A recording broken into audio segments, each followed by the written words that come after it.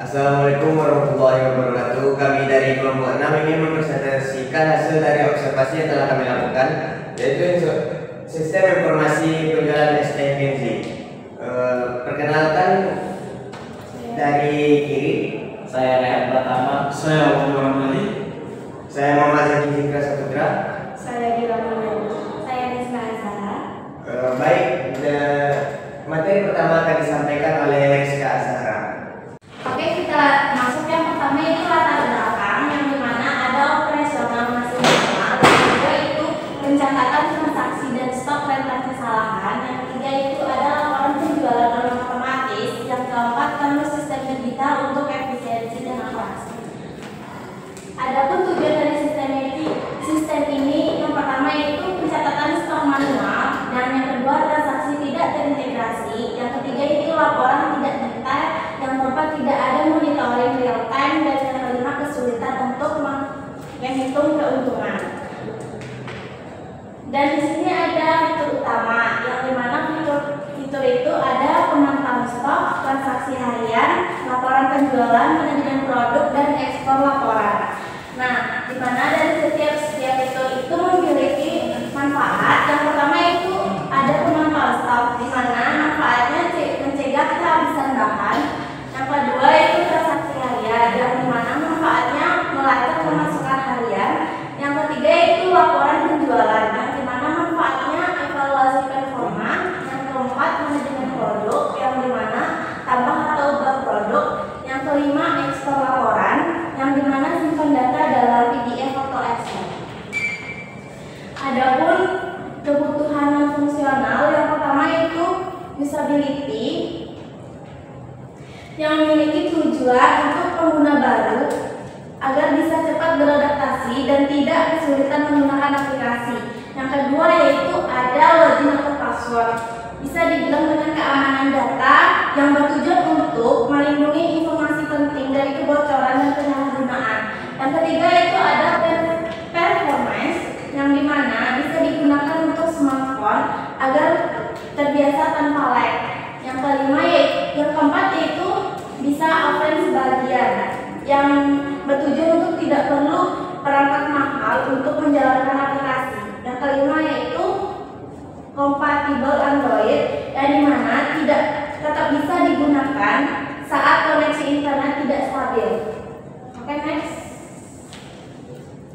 Belum ya?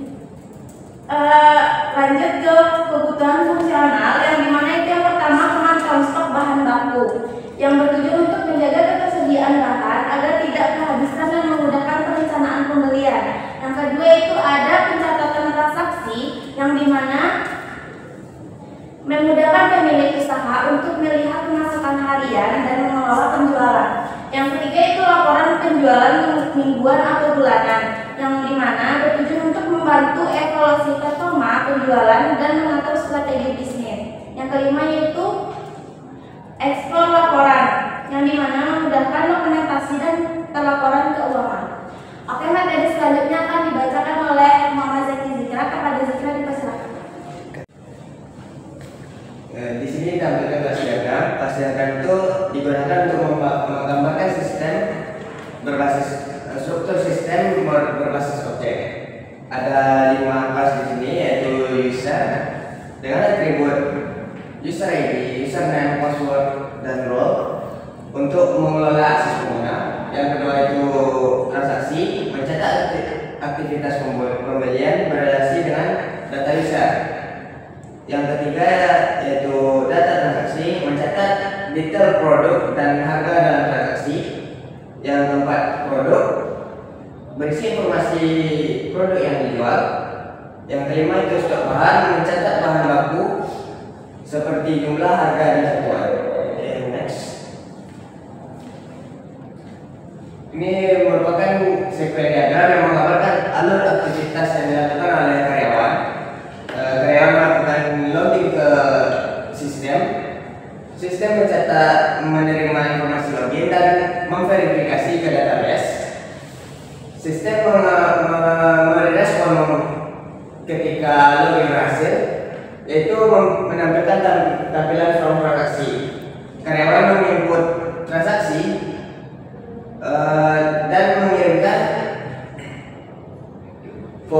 transaksi ke database dan disimpan di database. Database menyimpan lalu memberikan informasi transaksi, notifikasi sukses ke karyawan. Next.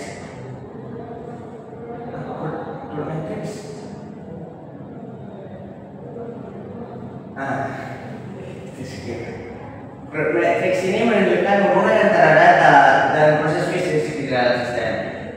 Di sini ada 4, yaitu stok, transaksi, produk, laporan. So itu dapat disimpulkan dengan kata yaitu rate, dapat dibaca melalui pemantau stok, dapat diupdate melalui laporan penjualan, dapat dibaca melalui manajemen produk. Begitu seterusnya sampai ke laporan. C itu disimpulkan sebagai grid, yaitu menambah ke dalam database. R diartikan dapat dibaca, U dapat diartikan dapat diupdate, D diartikan untuk mendelete. Lanjut.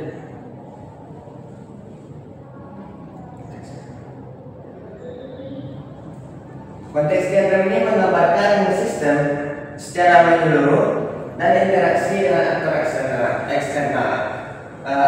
Aktor di sini ada karyawan, pelanggan, pemasok, dan pemilik usaha. Berinteraksi semuanya dengan sistem informasi penjualan eksistensi.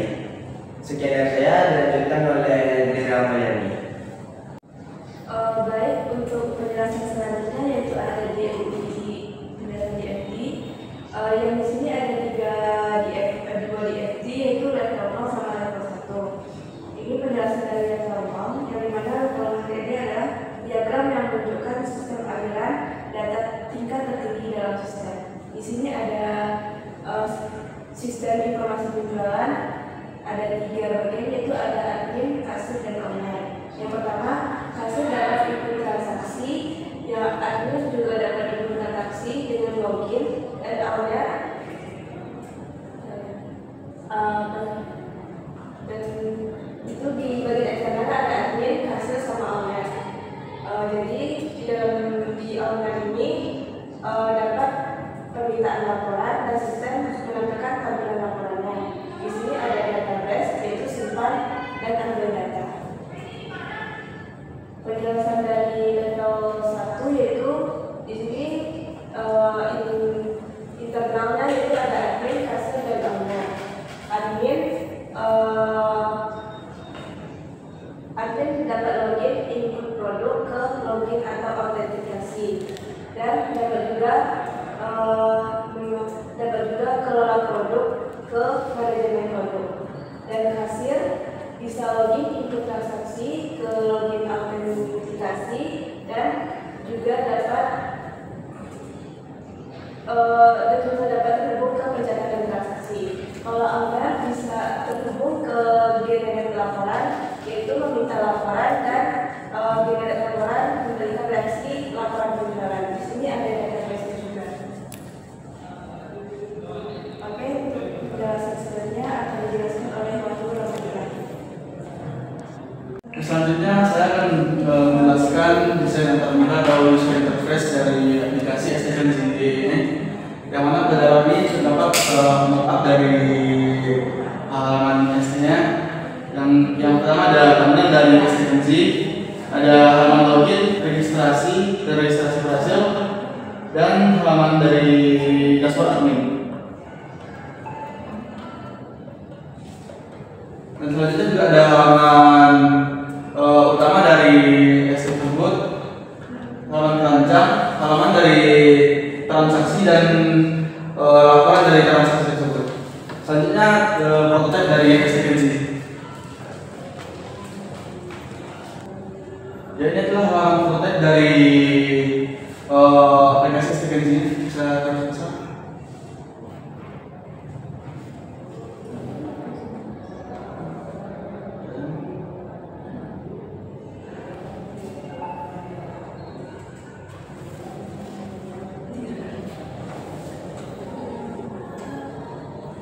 Ini halaman dari pertamanya.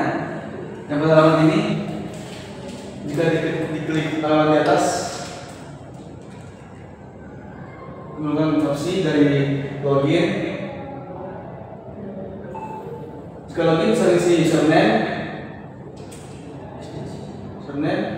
password, login.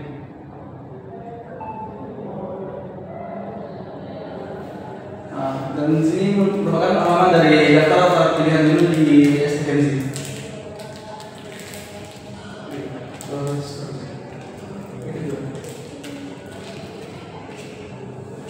Di halaman menunya dan terdapat 4 jenis ST original dan ST hijau. Dan ini merupakan halaman dari keranjangnya. Dan jika buat pesanan akan menampilkan hak rincian dan pembayaran. Dan pesanan pun berhasil. Setelah pesanan berhasil, jika customer menyimpan kembali, maka transaksi ini akan disimpan ke dalam dashboard admin. Simpan. Masuk ke dalam admin. Login.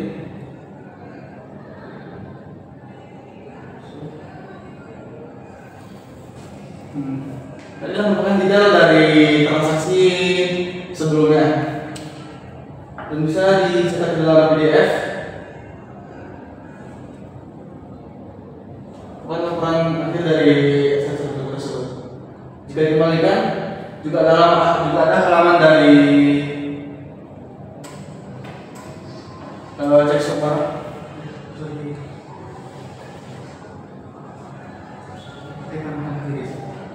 Mungkin yang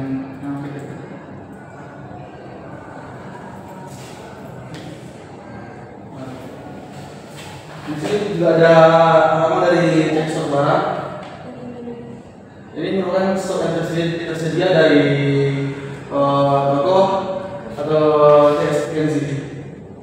Kembali scroll ke atas, kembali.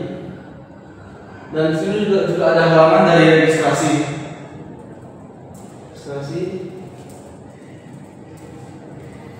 Nama registrasi ini kita bisa mengisi username,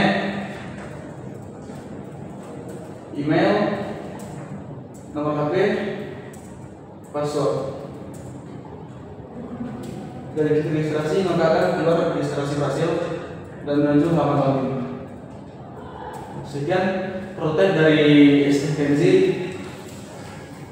Materi selanjutnya akan disampaikan oleh Rehan. Baik, saya akan lanjutkan dari materi tadi. Sambungan dari materi tadi yaitu aspek sistem, dan di mana ada development diagram. Development diagram ini bisa informasi penjualan STKNZ. Bisa dilihat di sini ada juga 3 bagian, yaitu mobile device atau Android yang di dalamnya ada aplikasi penjualan atau frontend yang terhubung ke web server. Ya, di dalam web server ada backend API yang di dalamnya Laravel atau Node.js yang lalu terhubung kepada database server. Di dalam database server ada MySQL database. Nah, dari diagram ini menjelaskan karyawan dan owner mengakses sistem dari perangkat Android. Semua permintaan data atau tindakan akan dikirim ke backend API yang berada di dalam server aplikasi. Lalu lanjut ke backend akan mengakses database untuk menyimpan dan mengambil data. Lanjut. Nah, di sini sistem yang kedua ada spesifikasi fisik perangkat, yang dimana di dalamnya ada yang pertama komponen, yang di dalam komponen ada perangkat penggunaan, yang spesifikasi minimalnya Android OS 8 Plus, RAM 2 GB, penyimpanan 16 GB. Yang komponen kedua server aplikasi, yang spesifikasi minimalnya FPS-nya dengan 2F CPU, RAM-nya 2 GB, SSD-nya 40 GB. Terus komponen yang ketiga database server, yang spesifikasi minimalnya MySQL v8, storage-nya 20 GB, backup harian. Komponen yang keempat, framework backend-nya spesifikasi minimalnya Laravel 10.x atau Node.js 18.x. Dan komponen yang kelima, frontend-nya spesifikasi minimalnya mobile based yang di dalamnya Flutter atau Android Studio. Lanjut. Nah, kesimpulannya, informasi yang dirancang untuk usaha STEC ini sangat dibutuhkan guna menggantikan proses manual yang selama ini digunakan. Sistem ini membantu mencatat transaksi secara digital, memantau stok bahan baku secara real time, serta menyusun laporan penjualan secara otomatis dengan terbuka yang sederhana dan fitur yang sesuai kebutuhan. Sistem ini dapat meningkatkan efisiensi operasional, meminimalkan kesalahan, serta mendukung pemilik usaha dalam mengambil keputusan bisnis yang lebih cepat dan tepat.